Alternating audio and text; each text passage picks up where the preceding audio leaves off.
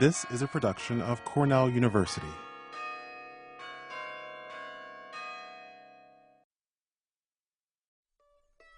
Welcome to the podcast of Mann Library's Chats in the Stacks Book Talk series. In today's talk, originally presented at Mann Library on March 29, 2007, education professor Scott Peters discusses his new book, Engaging Campus and Community, the Practice of Public Scholarship in the State and Land-Grant University. In this talk, Professor Peters examines the practice of public scholarship as a promising means for academic professionals and students to join with external partners in addressing our most pressing public problems. The theme that the book addressed is one that cuts across higher education all around the world. There is a kind of twin recognition of a problem around the world of there being some sort of a crisis with democracy in those societies that call themselves democracy, namely that citizens have been shut out of the process, have been marginalized, sidelined, that various forces have taken over the process of doing the work of politics. And at the same time, there has also been a kind of recognition that universities, particularly ones that have in their culture and history and tradition a commitment to civic engagement or a civic or public mission or responsibility, that those institutions have somehow become disconnected from the public. So this kind of twin recognition is very much at the foundation of the project that I did with a group of colleagues that resulted in the publication of this book and some articles and many ongoing conversations that are now spinning off into further work. So I guess I just want to kind of share the overview of where this work came from and how we put it together and what we tried to do and what we think we learned from it. So I want to kind of run through this sort of an outline, begin with this call to engagement, which has been one of the kind of hallmarks of the state and land grant system the past 15 years or so. There's been this kind of language emerging now about engagement. So I want to begin noting that, and then to kind of talk through how this research initiative that we did emerged out of a lot of conversation about the meaning of that call for engagement, and what we tried to do, what we think we learned, and what the implications of that work has been.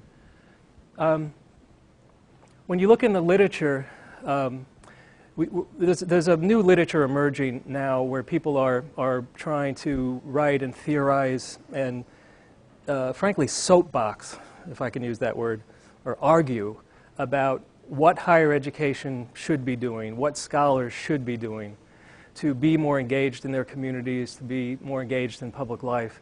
And this little paragraph here from Barbara Holland, a piece that Barbara Holland wrote, presents this kind of really sort of radically stripped down view of the kind of idealized view of what engagement means. When you look at a paragraph like this, it looks like this is a very simple thing. It's very simple. It's just this kind of mutually beneficial exchange, exploration, and application. And it's very straightforward and very simple and not very problematic. Barbara Holland knows better than that, and I'm just pulling this paragraph out of context of an article that she wrote. But I want to put this up there to start with, just to signal that there's an emerging rhetoric about engagement that is communicating certain messages about what should be, kind of normative messages, but also, I think, messages about what the work of engagement involves, what it looks like, what it results in. One of the most interesting things to me about this language is that suddenly, in some of this literature, there's a political language that's being used. And this particular quotation here that you see comes from the most high-profile entity, I guess I'll say, that emerged in the land-grant system. It was the Kellogg Commission on the Future of State and Land-Grant Universities, funded by the Kellogg Foundation, supported by something called NASULGIC, which is the National Association of State Universities and Land-Grant Colleges. they issued a series of documents, of reports they called them. This paragraph comes from their final report, which is called Renewing the Covenant. That was the title. Very interesting language language of a covenant. But this paragraph is very interesting to me because here are a set of university presidents proclaiming a commitment for serious, what's the word they use? Wide-ranging examinations of our civic and democratic purposes. It would be very easy to just sort of glide right over that. But this is a very, very profoundly challenging claim of what they're committing themselves to here. Because I can tell you, and I'm sure most of you in this room could tell me as well, anybody that starts to think about this issue seriously knows that this is enormously complicated. Civic and democratic purposes. What do we mean by democracy? What does the notion of purpose mean, and how does that factor into our institutional lives, our academic lives? How do members of the public understand these kinds of things? How would you actually do a wide-ranging examination? Who's going to do that? Where is it going to happen? I mean, this is a very challenging and complicated kind of call. I bring this out too because my own agenda as a scholar is to look quite deliberately and closely at the social and political roles and work of scholars and of educators. And it's fascinating to me as I have begun to chart a course of research and inquiry in my career, in my life, that this is a topic that has been very, very rarely taken seriously in the state and land-grant university system. There's very little literature on this that's specific to that system. At the same time, there is a lot of very high-minded rhetoric and lots of, those of you who know the land-grant system may know that the land-grant system is often talked about as the people's college, the people's university. The first serious academic history of the founding of the land-grant system, and there are very few of these, was titled Democracy's College. So there's long been this kind of language, but there's a very, very, very thin kind of record of inquiry into that's serious inquiry. So I come into this being very interested in the connection between higher education and democracy, this kind of core problem of feeling that there's a profound problem with democracy, it's a problem of democracy. And the high-minded rhetoric about university engagement sort of standing alongside this sense of disconnection kind of is propelling me into this research. So I wanted to sort of lay that out. So what happened was the Kellogg Commission laid out these reports beginning in the late 1990s. And I finished my PhD in 1998, and my research for my PhD was looking at the history of the land-grant system, particularly the history of the civic mission in the land-grant. And coming into work with the extension system out of that, there was all this talk about engagement and this talk about democracy, and I met a lot of colleagues that were seemed to be extremely committed to these notions. They were beginning to use this language. And I was also working with the Kettering Foundation at this point, which is a foundation that's specifically interested in working on studying and understanding and advancing democratic life around the world. And through this process, we began to read these reports and documents, and we started saying, I don't agree with a lot of what we're seeing here, on the one hand. And we also started saying, I think we're doing a lot of this stuff. There's sort of this kind of feel in these documents that the university is not doing anything. It's abandoned its public mission. It's no longer engaged or involved. A lot of the rhetoric has that kind of feel to it. And I had met a lot of colleagues, and this is in Minnesota, which may be an outlier state in the nation, I don't know. But I had met a lot of colleagues who I knew were deeply engaged in civic life, as natural scientists, as social scientists, as artists, humanists. So clearly there was a sense there's a lot going on, And the kind of theory we're seeing in some of this literature that's emerging doesn't feel right.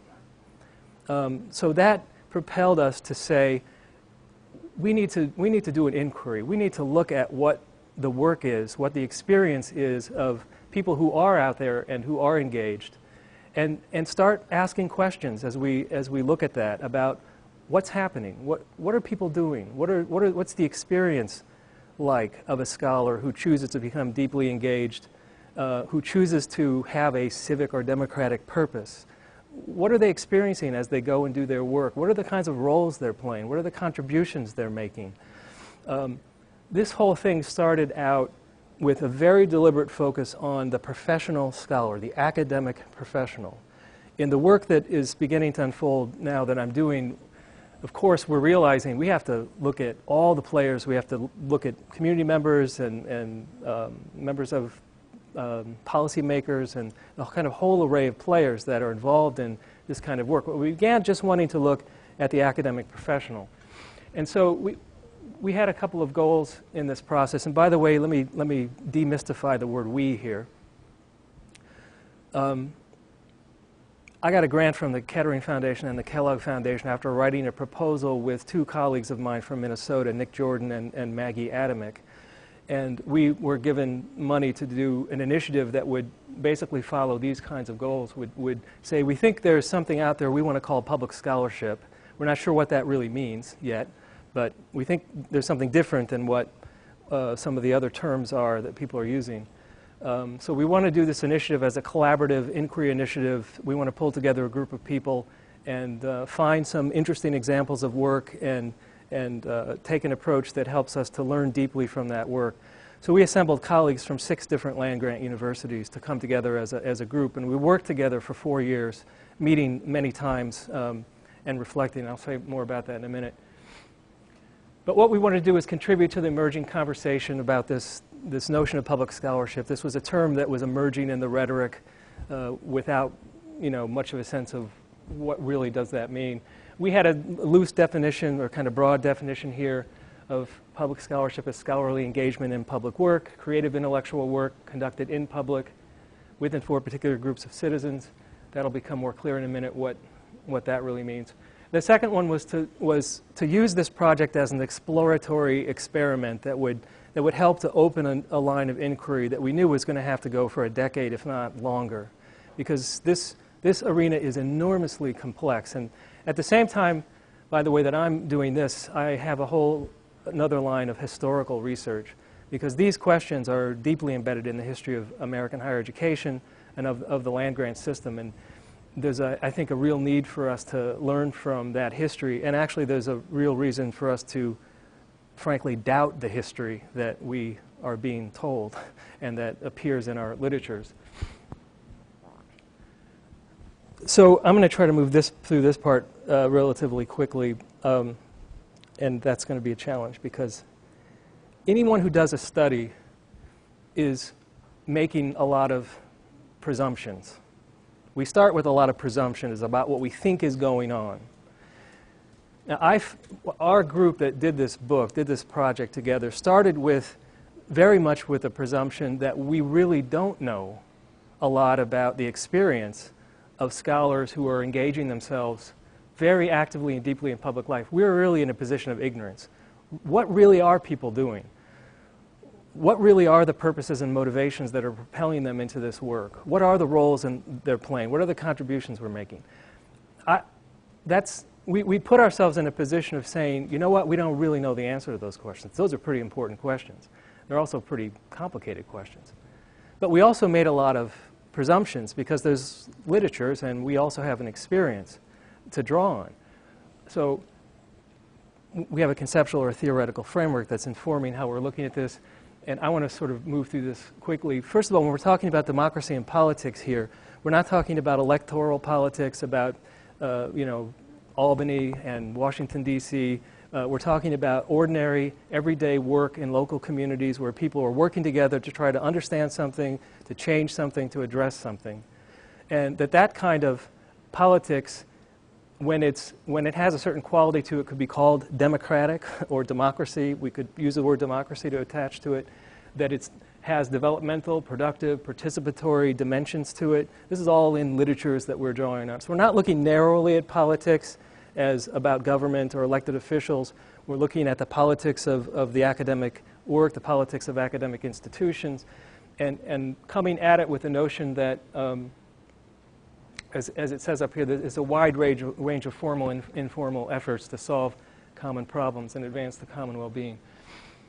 Also, and this is kind of embarrassing in the higher education world, too often things like knowledge and learning are black boxed. Like there's learning, and there's just one kind of learning, and it's sort of just happens. And we came into this quite conscious about how there are different kinds of learning. And in a college of agriculture, this is particularly sort of an effort to make, right? Because we are dominated by technical fields and disciplines in the natural sciences, engineering, and otherwise. There's a lot of work people are doing in the kind of technical knowledge, instrumental learning realm. And if we're talking about civic engagement and politics, there are other kinds of learning. And there's a language of practical knowledge and communicative learning, which begins to get at, these are conceptual tools that will help us to identify a kind of learning in someone's case study or story or experience. There's also this notion of transformative learning, and I'm not even going to begin to try to describe the debate over that or what that means. We also came in with a conceptual framework. There are presumptions we have about the social roles of scholars. And sort of, I threw these up there as kind of these simple three ways. These are presumptions embedded in our culture, our academic cultures, our public cultures, community cultures. They're also in the literatures. And I think you probably will recognize all three of these. The first one is this kind of sort of classic notion of the scholar as the apolitical expert that provides specific sort of clients and interest groups with unbiased knowledge. The term, by the way, the term unbiased research-based knowledge is a term that appears all across the land-grant system in mission statements on websites. So there's a position out there about what kind of knowledge we have and what we do with it and how we create it, and it's kind of embodied in this. So there's a view of the social role of the scholar being very instrumental, very technical, and quite deliberately and explicitly apolitical. Now, this fits with all, our familiar notion that the higher education is not supposed to be political. It's supposed to be apart from politics. It's supposed to be neutral. People use that word a lot. So there's this kind of, we could make presumptions about what anybody in a department in a college of agriculture probably does when they go out in the social world. They do this. That's who they are. The second one is not very familiar to the College of Agriculture world in the land-grant system, except in the social science departments like development sociology, for example. This is the notion of scholars as autonomous social critics who protect against tyranny. These are all things that kind of come out of a literature. These are sort of technical ways of naming these things or academic ways of naming these things, but it's a familiar thing in culture. But we have scholars and we have academic freedom and tenure and things like that, because somebody has got to be out there doing critical work that's examining systems of power and speaking to the public, the general big public. And we typically call that kind of person a public intellectual. And the way this typically plays out is it's kind of an oxymoron. It's this sort of detached engagement is kind of what happens. It tends to be, and not always, there's no hard, fast rules here, but it tends to be people who really are standing apart from society. They may go out when they're doing their research, but they're not working in a deep collaborative way necessarily with people. There are many hybrids of all this. I'm well aware of that. The last one is one that we ignore in these colleges, or I don't know if that's the right thing to say. It's in the history of these colleges, and it's this notion that, the social role of the scholar, particularly in the land-grant system, is to be this oppressive technocrat and social engineer. And if you think about this, this goes way back in land-grant history. The founding of the land-grant system when you read a lot of the language from the mid and late 19th century, which I've done and continue to do, a lot of it is kind of, these farmers are farming wrong. They're wrecking the soil. They're ruining the wealth of the nation. These parents are raising their kids wrong. They're feeding their kids wrong. They're eating wrong. And we got the right answer from our unbiased scientific knowledge and information. I'm being deliberately provocative here. There are gray areas and debatable things. But there's a perspective here of the social role of the scholar being a change agent, but not particularly democratic. And not necessarily to serve the interest of the ordinary folks in the communities. This is a very complex thing that deserves way more attention. I would love to have a graduate student apply to our department who really wants to dig deep into a study of that historically. There are many lines of research to be opened up here that are badly in need of being opened up. Sort of how that particular theme is played through. There's a book called Hard Tomatoes, Hard Times, Jim Hightower's book. They did this land-grant accountability task force in the 70s and issued this scathing critique of the land-grant system.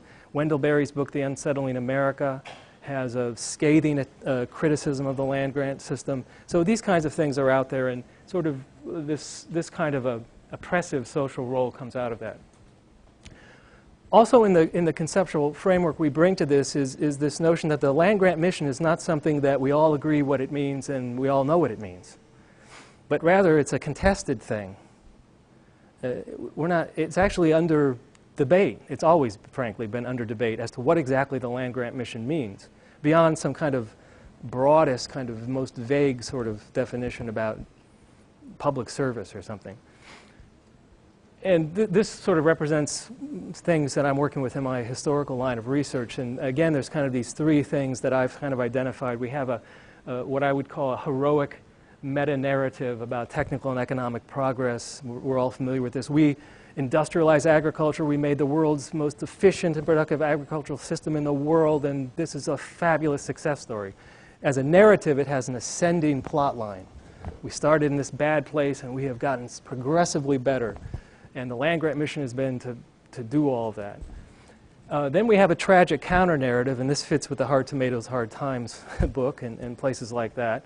And these are people who say, wait a minute, actually the land-grant mission, the land-grant story, is one of oppression and destruction, environmental destruction, community destruction, cultural destruction and loss. There's a lot of literature on that that's coming out of particularly feminist scholars who have looked at the early 20th century and looked at the experience of women, for example, in rural communities. But there are a lot of scholars that have looked at that period and have had a very, very negative and critical view of the land-grant system. And so a different story emerges out of that about the land-grant and the land-grant mission. And then there's this third one, and this is the one that I'm constructing as I work with the historical materials, in particular with Liberty Hyde Bailey and his work. I think we could also tell a whole different story about the land-grant mission and the land-grant institution that has to do with the struggle for freedom and sustainability. And the notion of sustainability in a college of agriculture at the land-grant system was being fully proclaimed and embraced and pursued by Liberty Hyde Bailey here at Cornell in the 1890s. In 1897, Bailey was writing about how we do not have what he called self-sustaining agriculture, and that this was the big project of the human race, basically, and that the land-grant system would be the leading entity to realize that. So, and Bailey also talked very passionately and strongly about education adding up to the dignity and standing of ordinary folks as full participants in civic life and democratic life. And he actually conceptualized extension to pursue that kind of a purpose, which is quite different from the purpose of just getting people to adopt new methods and technologies in order to produce more corn. Bailey had a different notion of the purpose of extension. This is, in my judgment, been pretty much entirely missing in the historical literature, and it's the line that I'm following. you can see how hard this is going to be for me to do this in a short way, because there is so much, there is so much here. The last thing on the conceptual framework that we brought into this is if we're going to talk about the academic profession and engagement, we do have to think some about the professions, professionalism. Starting in the 60s, professions and well, probably starting in the 50s actually, thinking of C. Wright Mill's work and a lot of the work that emerged out of the 50s and into the 60s, the professions and professionalism got a real bad name. The professions became this evil, bad thing for reasons having to do with the manipulative and technocratic dimensions, non-democratic dimensions. But William Sullivan has been doing this wonderful work retrieving what he calls civic professionalism and making the argument. He's a sociologist, political philosopher, used to be at LaSalle University, and now he's at the Carnegie Foundation. And he argues that what is the language he uses? The intrinsic purposes of the professional enterprise are public purposes. And then I absolutely love this pledge that he's got here. This has just been tremendously helpful as a thing for us to bring into our work. This pledge that professionals have historically made, Sullivan says, to deploy their technical expertise and judgment, not only skillfully, but for public regarding ends and in a public regarding way. To take that question seriously and ask each other, what is a public regarding end?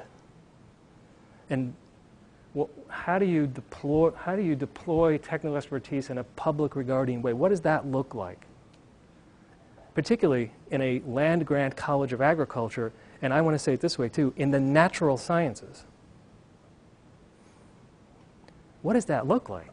I mean, this is the kind of richness of the question that we were trying to pose in this study, but also, as you can see, the enormous complexity of a question like that. I mean, that is a very, very difficult and challenging thing to get at. So with all of that as background, and with me, I think, sufficiently communicating the kind of the scope of what we were thinking about and looking at with this study, and the kind of overwhelmingness of it. How do you actually do a study that can end up with something like a book that someone can actually read and maybe learn something from? Because there's just so much stuff here. So in this project, we decided to really push the boundaries in quite a bit, very much out of the sense that this is exploratory, this is opening a line of research, it's an experiment we're going to learn from, we're going to try some methods we haven't tried before. So we just came out with these three kinds of things of asking how and why scholars choose to become engaged in public work beyond the campus. Again, saying, look, it's not self-evident why a scholar would do that. This is something we really need to ask and learn about. What roles do they play? What contributions do they make? A lot of the rhetoric makes these claims about how public engagement actually improves the life of the university, it improves research. And again, we were not going to just say, okay, that's true. We were going to say, really? Well, how exactly does that happen?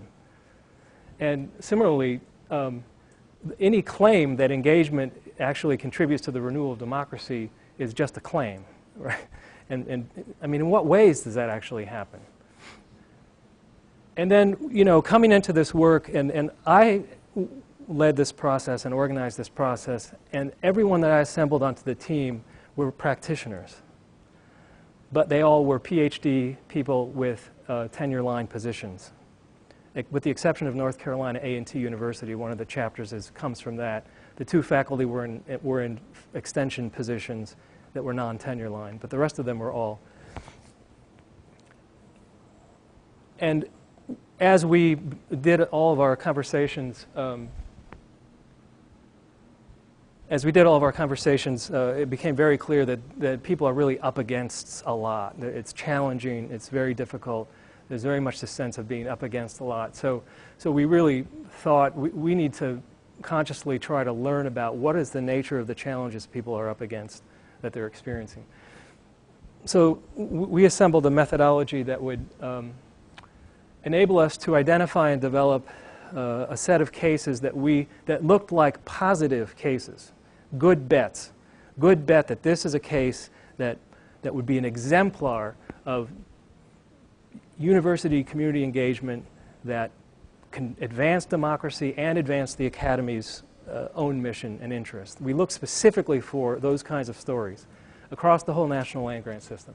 We came up with 8 case studies from 5 different institutions. We chose agricultural and food system sustainability as the focus, again, as a way of kind of narrowing this in. This is a vast terrain with every topic you can imagine from every discipline and field that you can imagine, as a way of kind of narrowing this down, and because we all had a special interest in the topic of agricultural and food system sustainability.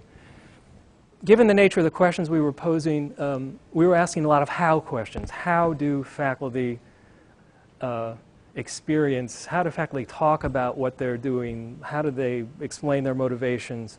We wanted to look at stories, rich stories of experience, rather than just asking them for their opinions about things.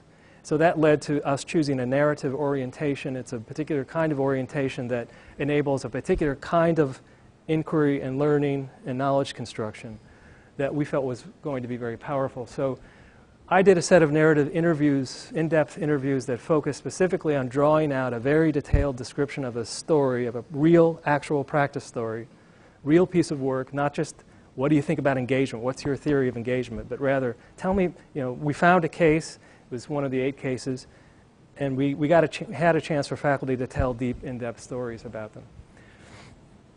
Then we also added a collective critical reflection session for us to talk together critically as a group, because we can learn things collectively that you can't get on one-on-one interviews. It was a way of kind of challenging the stories. You don't just take for granted that the stories we get from, that any of us tell, are the truth or the real story. There's always more to say. There's always another perspective to it. So adding the collective critical reflection piece among this project team that we assembled was a way of furthering the work and analysis. I'm not going to be able to do what I wanted to do because I'm just, I can't talk about this work in the kind of conciseness that I would like to. But I was wanting to, one of the problems with narrative work is that you have the problem of show me your data. I'm not going to believe you until you show me your data. And I'm not doing survey work, so I don't have a chart that says, you know, 15% said this and 17% said that. This is rich, complicated, dense narrative data that we worked for 4 years to try to learn from and understand and develop learnings from. And I was going to read you a practice story from Nick, which I'm not going to have time to do now, and I want to put aside because I'd rather have time for whatever it is I might have provoked here in terms of a question or a challenge. But Nick is a weed scientist at the University of Minnesota, and the practice story he told was just enormously interesting to me.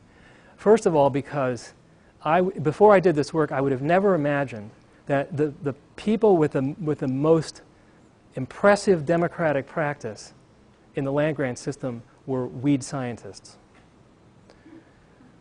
Frankly, I can say this, being in a so-called social science discipline, that hands down, the most impressive public scholars in the work that we did were natural scientists, every one of them. And they were not doing what any of those presumptions would have suggested that we would have found. And so, because I can't show you that, you can still ask me, show me the data, but you can read the book because that's where the data, a lot of the data is. Not all the data. That's just a fraction of what we generated. So I just want to move to kind of what we found, and this is a little tougher without you getting the richness of the story I had planned to share with you, of Nick telling the story of what he did. But these are kind of patterns that came out. We don't talk about generalizations in this kind of research because we're not doing random samples and we can't make claims about something we find this and we can stake that, yes, it's generalizable. These are patterns. These are very interesting patterns. And there are other patterns. but these are ones that we thought were really interesting. First of all, in terms of back to the research questions, the motivations. Not surprising that one of the motivations we found is that, hey, this is my job description. I'm supposed to be engaged. So that's not surprising. But there is something about that should not be missed here. And you really have to look at the cases to understand kind of richness of all of this. It is not to be taken for granted that people do have such job descriptions. Not everybody does. Not every institution actually hires someone and says, your position is 50% research and 50% extension. That means you are obligated to be engaged. That is something not to be taken for granted. And the feeling we had out of this, which I'll mention in a second, was the sense of endangerment of that. The second motivation is the land-grant mission. And what we found, which was just really fascinating, was very deep, heartfelt, sophisticated notions of what that mission means. That is way more interesting than answers that are along the lines of serving the public interest or, disseminating my research findings. Very, very, very sophisticated and interesting answers, and we're still working on those answers and trying to contribute what we're learning there to this conversation that we need to have about what is the land-grant mission and what does it mean, what does it look like, why should anybody care about it? A lot of that is what's motivating people, this sense of, I work at a land grant, therefore, because that means I'm obligated to this kind of deep engagement. And then, very interestingly, people did not, this was most fun to find in the natural scientists, we found this in the narratives and the interview transcripts, collectively and individually, this very close interweaving of civic and academic purposes. And Nick was just a wonderful example of that. And right away that violates the neutrality, apolitical theme. Because Nick puts himself out there as agriculture's in trouble. Agriculture's not sustainable. My whole life and career is about changing agriculture to be more sustainable.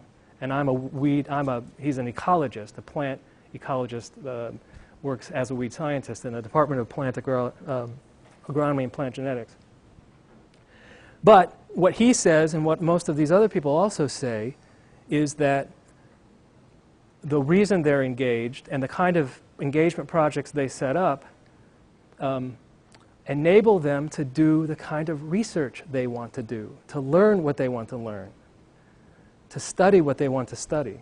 This is not something that's, and this violates maybe a little bit the principle I've heard a lot about what is the thing? Sin is to confession. What's the? Sin is, research is to teaching extension. Sin is confession. Okay, this is. That's been very useful for me to think about as I've thought. But surprisingly, what we find here is, this is one of the most interesting findings. The engagement work and projects were not things that were done after scholars had after scholars had produced their knowledge. But they were created in order to enable them to produce new knowledge. So it isn't a first we do all of our laboratory research and all of that, and then we go out and extend it and are engaged. It's we need to be engaged because the nature of the questions we're asking can only be done through that kind of work. And that's what Nick's practice story that I wanted to read you really helps to demonstrate. The other thing here about practice that we found, again, a lot of this challenging presumptions, some of it confirming presumptions, but every single one of these case studies, and we did not realize this until after we had developed them and talked through them a lot, every one of these, let me put it negatively, not one single one of these case studies was about a scholar being responsive to the public. Not one. And that immediately violates this notion that it's about being responsive. Engagement is about being responsive to the public. Every single one of these cases, to put it positively, was about a scholar proactively creating an initiative for community members and citizens and scholars to work together on a problem. Taking the initiative and searching for partners, refining and revising the initiative, organizing and implementing the project, producing academic and public goods, and then scaling up and moving on. This is kind of what we learned from these narratives of these practice stories that emerged out of it. Very different from the responsive notion. And it reinforces a kind of view of the academy as a very proactive entity. Not surprising to a lot of folks, I'm sure, because that's what a lot of folks do, right? You don't just sit around waiting for the phone to ring. You're engaged in trying to make a change in the world. But this is disconnected, I think, from much of the rhetoric we see in the system. Now, specifically about contributions to democracy, what we learned in this study, that we've been able to distill out, there's a lot of things we're still learning from working with this, and I've moved on to a whole other project that is making this work even harder, because we got a lot more data now, so it's even harder. The first thing was so how are these people actually, how are these scholars, by being engaged the way we see them in these cases, what are they actually contributing to democracy? Being skeptical about it. We ought to be skeptical about something like this. Well, first of all, by configuring their professional identities and responsibilities and practices in ways that interweave the civic and academic, I think these scholars show us something about the project of reconstructing, renewing, basically civic professionalism in the academic profession. And that this is not a small thing, particularly when you read a lot of the sociologists who are writing about the profession. Stephen Brint has written a book called About the Professions in Public Life, William Selvig's book. Both of them say the same thing, which is that the professions have progressively become more and more disconnected from the public, more and more sort of private-oriented, market-oriented, not public-oriented. So how are these scholars contributing to democracy? They're keeping alive, they're renewing, they're reconstructing a kind of civic professional practice within the academic profession. And I want to stress, in the natural sciences, we are not talking here about sociologists only. I'm still kind of coming to terms with what that means and what that looks like, that we're finding such richness in engineering as well, and the art and planning and design fields. So that's the first one. The second one, by creating opportunities for citizens to engage in public work. This is easily overlooked. But the universe, I mean, this comes out, and like I stressed in this case, every one of these cases was about scholars creating proactively an opportunity for citizens and scholars to come together and learn together and work on something together, produce something of public value together. The university there's a pattern of creating opportunities for public work, not just responding to requests for help. And finally here, by taking on a change agent, what I think of as an educational organizing role as they engage in public work, this is linked kind of to the civic professionalism theme. By working with the public in such a way as to ensure that questions of social, political, and cultural questions are asked and raised and attended to, rather than sort of bracketed out, these scholars are making a contribution to democratic life. One of the cases in here is David Pelletier's work from Cornell in the North Country, a community food systems project he did in the North Country, in which he did a lot of organizing, but the whole thing was grounded on this notion that there's a different kind of rationality and knowledge, other than the technical scientific one that he and a lot of his colleagues have, that absolutely must be a part of the policy-making process. And so his Action Research Initiative deliberately created the opportunity, and he as a scholar was essentially teaching the importance of that, and not in an arrogant kind of way. So there's these kind of three sort of things I can point to in terms of contributions to democracy. So then there are the challenges and barriers, and I'm not going to talk much about these. I can say a lot about all of them because we learned a lot about all of them. Very interesting, subtle kinds of dimensions of them. So obviously time, this takes a lot of time. People don't often have the time to be as deeply engaged. It's a lot more time consuming than sort of more traditional kinds of work for scholars to choose to become really engaged. There are skills, capacities, and dispositions involved in this work that people have not been acculturated to as a scholar. You know, a lot of people are acculturated into the notion that they're the expert and they have the answers, and their role is to hand them out and give them out. And you have to have humility. You have to have respect for other people's knowledge and wisdom. There's a whole bunch of things.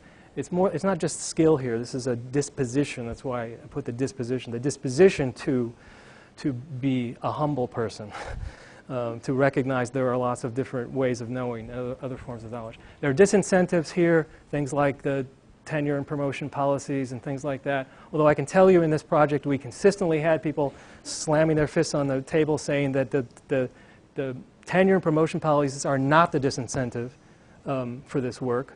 And Norm, I think you would agree with that.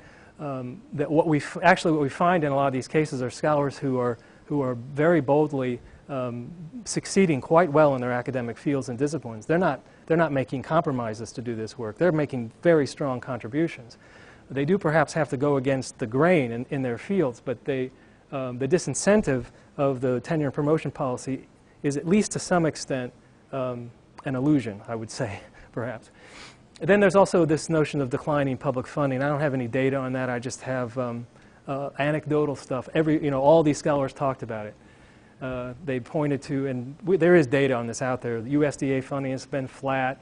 Extension funding is flat. The budgets in colleges of ag, land-grant colleges of ag, from state legislatures have been flat or have declined. So that's actually constraining. That's a challenge or a barrier because this is public interest work, and when you have less money to work on, it makes it less possible to do it. There are a lot of implications out of this work, and I'm not going to begin to even try to talk about them now because I want to open it up for conversation. So with that kind of entree into this, what questions would all of this provoke? This has been a production of Cornell University. On the web at cornell.edu.